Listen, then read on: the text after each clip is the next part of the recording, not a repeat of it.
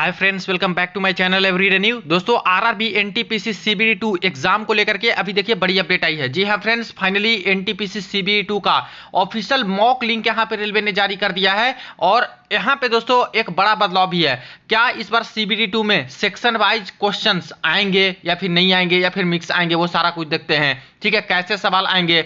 CBD 2 का admit card के बारे में काफी क्वेरी जा रही है कि कब तक जारी हो जाएगा। तो चलिए वीडियो को शुरू करते हैं। इससे पहले जो लोग चैनल पे नए हैं वो जल्द से जल्द चैनल को सब्सक्राइब करके बेल बटन दबा दीजिएगा रेलवे भर्ती की पल पल की अपडेट के लिए। तो देखिए फ्रेंड्स, ये रही official mock link RRB NTPC graduate level CBD 2 वाली, जिसमें यहाँ पे इंस्ट्रक्शंस किस लैंग्वेज में देखना है आप लोग चाहो तो यहाँ से सेलेक्ट करके देख सकते हो उस लैंग्वेज में। यहाँ पे बात करते हैं तो total duration 90 minute, total number of questions 100 दिखा रहा है। लेकिन यहाँ पे एक गड़बड़ी इस मॉक लिंक में है, इन्होंने सुधारा नहीं। ये सीबीटी 1 में 100 क्वेश्चन रहता है, जबकि सीबीटी 2 का जब पेपर होता है तो वहां दोस्तों 120 क्वेश्चंस आपके होते हैं।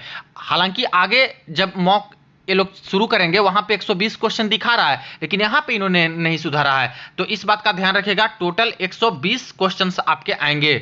आप इनके एग्जाम के पैटर्न में भी देख सकते हो, जब सीबीटी 1 हुआ था उसमें आपके 100 क्वेश्चन थे और 90 मिनट मिला था। लेकिन जब बात आती है सीबीटी 2 की, तो देखिए सेकंड स्टेज कंप्यूटर स्टेज में ये रहा आपका। इसमें जो ग्रेजुएट लेवल में आपके प्रश्न आएंगे वो टोटल 120 क्वेश्चन आएंगे। टाइम तो 90 मिनट ही मिलेगा। जनरल अवेयरनेस यानी जीके करंट अफेयर मिलाकर के 50 क्वेश्चन, मैथ्स के 35 क्वेश्चन और रीजनिंग के 35 क्वेश्चन आपके रहने जा रहे हैं। तो मॉक में ये चीज सुधारी नहीं है, इसलिए ध्यान रखिएगा 120 क्वेश्चन और 90 मिनट।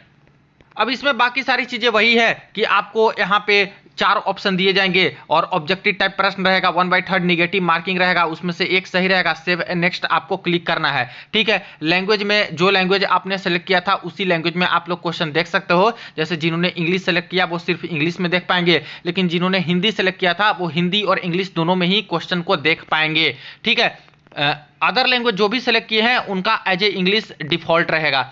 इसी तरह से और सारी चीजें हैं। क्वेश्चन बॉक्स नंबर क्या होगा, कब आपका रेड रहेगा तो क्वेश्चन सोल्व नहीं किए हो, ग्रीन रहेगा तभी वो क्वेश्चन सोल्व है, वायलेट कलर का रहेगा तब आपने वो क्वेश्चन को मार्क फॉर रिव्यू किया है, वायलेट के साथ अंदर ग्रीन रहेगा तो समझिए कि मार्क फॉर रिव्यू किया है लेकिन आपने कोई ना कोई आंसर कर दिया है। और काउंट तभी आपका क्वेश्चन होता है जैसे कि कुछ क्वेश्चन में आपको डाउट लग रहा है तो उसको मार्क फॉर रिव्यू कर देते हो, टाइम लास्ट में खत्म हो जाता है तो वो दोस्तों काउंट ही नहीं होगा वो क्वेश्चन। लेकिन काउंट करवाना है तो कोई ना कोई ऑप्शन, जैसे मान लेते हैं कि कोई क्वेश्चन है उसके 4 ऑप्शन है, 4 ऑप्शन में से 2 में मुझे डाउट है तो कोई एक टिक लगा देंगे और तब मार्क फॉर रिव्यू करेंगे। ऐसे में क्या होगा कि जब लास्ट में समय रहेगा तब उसको आके सुधार भी सकते हैं, सही भी कर सकते हैं।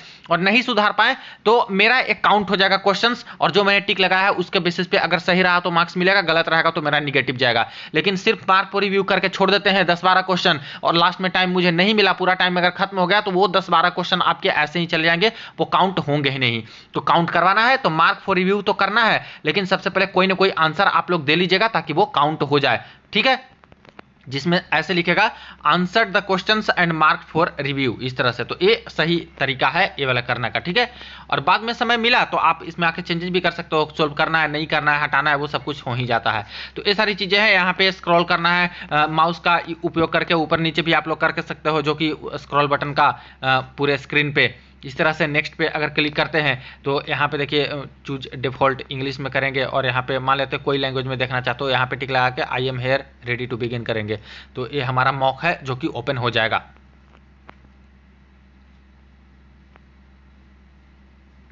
अब देखिए यहाँ पे देखिएगा तो आपको यहाँ पे नजर आ जाएगा, ऊपर में ही लिखा है आरआरबी एनटीपीसी ग्रेजुएट। अब इसमें दोस्तों यहाँ पे अगर क्लिक करते हैं तो आरआरबी एनटीपीसी ग्रेजुएट लेवल 2 यानी कि सीबीटी 2 वाली जो है आपका मॉक टेस्ट ए है। तो यहाँ पे तो क्लियर हो गया। ठीक है, इसमें भी देखा जाए तो इसमें भी बता रहा है कि सीबीडी 2 का ही आपका है, स्टेज 2 वाला जो पेपर होने वाला है उसी का है। अब स्टेज 2 में 120 क्वेश्चन आना है तो उसको भी वेरीफाई कर लेते हैं। तो यहाँ पे इसको स्क्रॉल करेंगे तो देखिए टोटल 120 का 120 क्वेश्चन दिखा रहा है।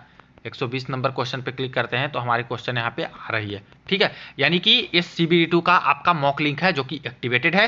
टाइम भी देखिए 90 मिनट का समय है तो यहाँ पे मॉक में दिखा रहा है। ठीक है, अब एक बड़ी सवाल आ रही थी छात्र की तरफ से कि क्या सर सेक्शन वाइज रहेगा कि नहीं, सेक्शन वाइज रहेगा तो देखिए फ्रेंड्स, इसका आंसर है नहीं, सेक्शन वाइज आपके क्वेश्चन नहीं आने वाले हैं, मिक्स क्वेश्चन आएंगे। क्योंकि अगर सेक्शन वाइज रहता तो यहाँ पे दोस्तों जैसे कि मैथ्स के क्वेश्चन रहते तो मैथमेटिक्स लिखा रहता, आपका जनरल इंटेलिजेंस लिखा रहता, और इसके बाद आपका जीके करंट अफेयर जो सारी चीज है, जनरल अवेयरनेस, वो लिखा रहता, और टोटल नंबर ऑफ क्वेश्चन रहते हैं। जैसे मैथ्स पे क्लिक करोगे तो सारे मैथ्स के क्वेश्चन आएंगे, जनरल इंटेलिजेंस पे क्लिक करोगे तो आपका रीजनिंग का सारा आएगा, जनरल अवेयरनेस पे करोगे तो आपका सारा यहाँ पे जनरल अवेयरनेस वाले 50 के 50 क्वेश्चन दिखेंगे। जबकि ऐसा कुछ नहीं है, सिर्फ एनटीपीसी ग्रेजुएट स्टेज 2 लिखा है, और सारे क्वेश्चन देखिए कहीं पे भी क्लिक करते हो तो आपको ऐसे अभी देखने में मिल रहा है कि पूरे के पूरे क्वेश्चन आपको दोस्तों सिर्फ और सिर्फ लग रहा है कि आपका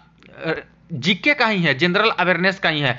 कहीं पे क्लिक करने पे ऐसा पता नहीं चल रहा है कि कहां पे मैथ्स का क्वेश्चन है या फिर कहां पे जनरल इंटेलिजेंस या फिर रीजनिंग का क्वेश्चन है। देखिए जहां पे क्लिक करते हैं, जो भी क्वेश्चन पे क्लिक कर रहे हैं, तो ये चीज सिर्फ और सिर्फ जीके का दिया गया है। अब कैंडिडेट ये भी डाउट में है कि क्या सर सारे जीके के सवाल आएंगे, तो देखिए फ्रेंड्स ऐसा नहीं है, ठीक है। ये जो मॉक होता है ये सिर्फ फैमिलियराइज होने के लिए होता है कि इसी तरह से आपके कंप्यूटर स्क्रीन पे ऐसा इंटरफेस रहेगा, इस तरह के क्वेश्चन आएंगे। मॉक वाले क्वेश्चंस भी नहीं आते, वो दूसरी बात है कि एक आध क्वेश्चन आ जाए, लेकिन मॉक में जैसे क्वेश्चन दिए रहते हैं इतना आसान भी क्वेश्चन नहीं आता। और स्टेज 2 की जब पेपर होती है, सीबीडी 2 की पेपर होती है, तो वहां पे दोस्तों आपका जो पेपर की डिफिकल्टी लेवल है वो थोड़ा ज्यादा आता है। आपने प्रीवियस ईयर का क्वेश्चन पेपर लगाया होगा, क्योंकि बिना लगाए तो आप लोग देने नहीं जाओगे सीबीडी 2 का पेपर। तो प्रीवियस ईयर का देखिएगा, मैथ्स का लेवल थोड़ा अच्छा रहता है, रीजनिंग का भी लेवल ठीक रहता है, जनरल अवेयरनेस का भी थोड़ा जो रहता है वो ठीक रहता है। उसमें 4 ऑप्शंस रहेंगे, बहुत उलझाने वाले रहेंगे, आपका स्टेटमेंट टाइप का क्वेश्चन बहुत रहेगा, ठीक है। तो ये सारी चीजें हैं, तो अच्छे प्रश्न आपको मिलेंगे सीबीटी 2 में। और बाकी यहाँ पे इसको देख करके चिंतित मत होइए कि सर यहाँ पे तो सारा जीके का ही क्वेश्चन है, मैथ्स का दिख नहीं रहा है, रीजनिंग का दिख नहीं रहा है। तो ठीक है, नहीं दिख रहा है, बस ये फैमिलियराइज होने के लिए है, पहले ही रेलवे ने बता दिया है इंस्ट्रक्शंस में ही कि सिर्फ फैमिलियराइज होने के लिए है। तो सारे जीके के प्रश्न नहीं आएंगे, सब आएंगे और मिक्स आएंगे, अलग अलग करके नहीं आएगा। क्योंकि अंडर ग्रेजुएट में जब मॉक आया था सीबीटी 1 वाला, उसमें बिल्कुल क्लियर था, यहां पे मैथ्स, रीजनिंग और जनरल अवेयरनेस लिखा हुआ था। और उसके अकॉर्डिंग दोस्तों मैंने भी बताया था कि सेक्शन वाइज आएगा, और अंडर ग्रेजुएट 12वीं लेवल में सेक्शन वाइज आ भी गया था, जो कि बहुत अच्छा काम रेलवे ने किया था। और एक तरह से छात्र को बहुत आसानी हुई थी, मैथ्स का सोल्व करना है तो मैथ्स पे आकर के सारा मैथ्स का एक जगह पे सोल्व किए, रीजनिंग वाले सोल्व किए जिनको जैसा मन था, जीके वाला सोल्व किए। और ऐसे में क्या होता है कि किन्हीं का मैथ्स ठीक नहीं है तो वो ढूंढते रह जाते हैं कि कहां पे मेरा जीके का सवाल है, और मैथ्स आ रहा है, टाइम वेस्ट होता है। तो ये थोड़ा गलत तरीका है मिक्स वाले। अगर ऐसे रहता, मतलब सेक्शन वाइज, तो बहुत अच्छा होता है। अंडर ग्रेजुएट में भी छात्र बता चुके हैं कि सर ऐसे ही ठीक रहता है जब आपका मिक्स नहीं होता है तो। बट यहाँ पे दोस्तों बुरी खबर है कि मिक्स ही क्वेश्चन आपका आएगा ग्रेजुएट वाले में, सीबीटी 2 में। देखिए फ्रेंड्स, अंडर ग्रेजुएट वाले में और इसमें क्या अंतर है वो भी आपको दिखाता हूँ। 6/2024 ये जो आपका था अंडर ग्रेजुएट 12वीं लेवल का, इसका मॉक लिंक अभी भी वेबसाइट पे दिया गया है, स्टैटिक मॉक लिंक सीबीटी 1 का, ठीक है। इसमें देखते हैं लॉगिन करके, तो सेक्शन वाइज जब आना था तो किस तरह से चेंजेज ये लोग दिए थे।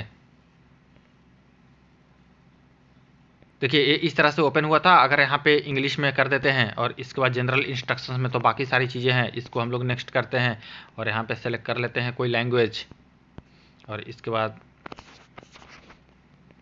देखिए, तो यहाँ पे अंडर ग्रेजुएट वाले में साफ साफ ऊपर ही मेंशन था कि आपका ये सेक्शन वाइज है, जिसमें क्लिक करने पे मैथमेटिक्स आ रहा था, जनरल अवेयरनेस और जनरल इंटेलिजेंस रीजनिंग।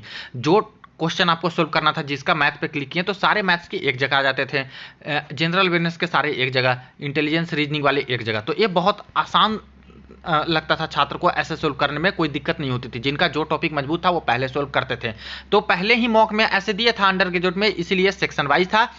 ग्रेजुएट में ऐसा कुछ नहीं दिया था और ना अभी दिया है, इसलिए मिक्स ही क्वेश्चन आपका आएगा, जो कि अच्छी खबर तो नहीं है।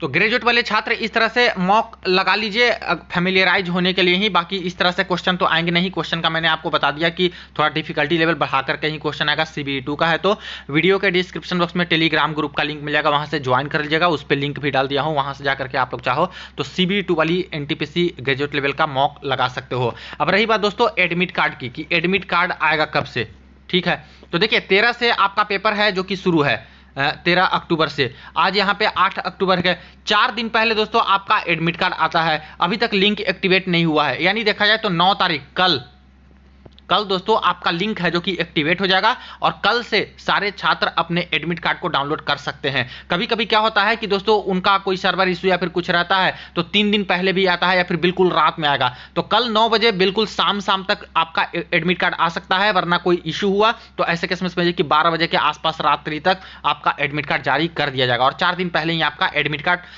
ई कॉलेटर है जो कि CBE2 वाली आ जाती है। तो ये रही अपडेट, वीडियो को दोस्तों के साथ शेयर कर दीजिएगा। चलिए मिलते हैं नेक्स्ट वीडियो में नेक्स्ट अपडेट में।